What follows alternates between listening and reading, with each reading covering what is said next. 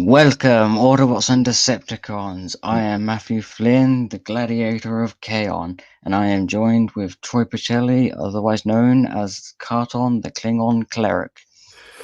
Hello, how is everyone today? Good morning. Well, good morning for me here in the US. Yep, for me, it will be good afternoon. Fair enough. Yep.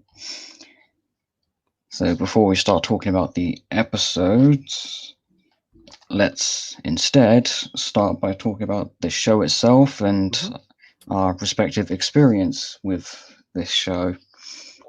So I've watched this show multiple times.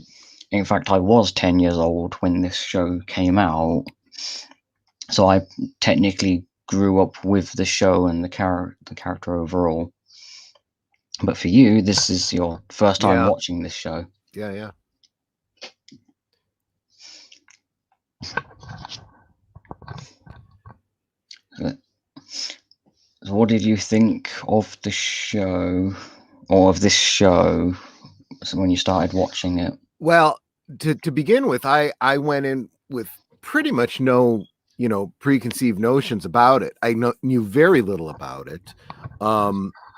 And I'll be honest with you, as the first episode started, that catchy little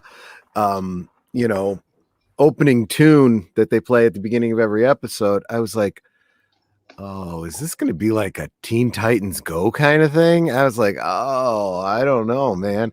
But no, it was a lot better than my gut instinct told me at the beginning. And I mean, I had a lot of it raised a lot of questions that I'll get to as we go through, but yeah, I did enjoy it.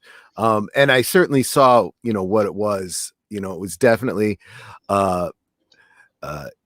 geared for children. So it was definitely something that I would have probably, that I can imagine I would have seen very differently as a 10-year-old than as an adult. But as an adult, I found it rather intriguing, and it did seem to imply some story that, wasn't addressed directly. I suspect probably gets picked up a little bit later and whatnot. But yeah, it was good. So any other things that you noticed, is that like the show overall, or is that more something we're going to go into in the individual episodes? I'm sure we'll get into it in the individual episodes, but I mean, if I was to give a high level, overall impression of the basic storyline, it's a hero story.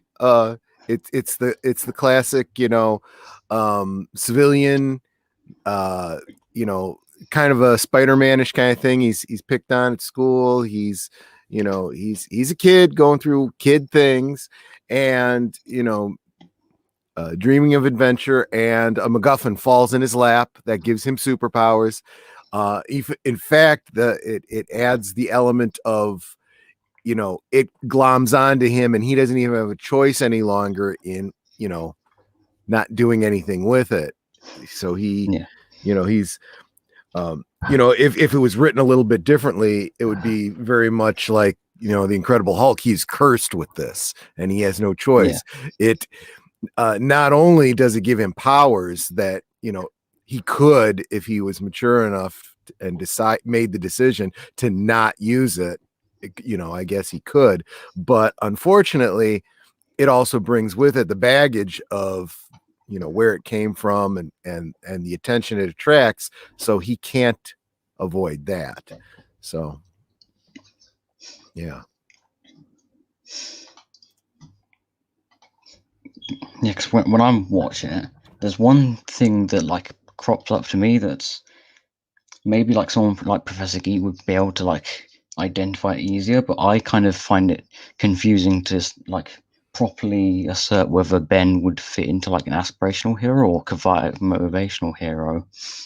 He's definitely like a trickster type hero. That's definitely one of the parts of the archetype. Yeah, I think if I was, I would probably see him more as a trickster, because he doesn't have, you know, I did compare him to Spider-Man, but he definitely doesn't have that sense of responsibility yet. He's definitely got his cousin and his uncle, or no, excuse me, grandfather, constantly reminding him. You know, I don't think they ever actually said the words, but the implication with great power comes great responsibility is definitely there. And he's like, you know, at least at first. It takes him a while to get there. They even go through an episode where he, you know, just has this feeling that he deserves something for what he's doing, which is directly played against the villain, who clearly is a villain specifically because of that motivation. You know? Yeah.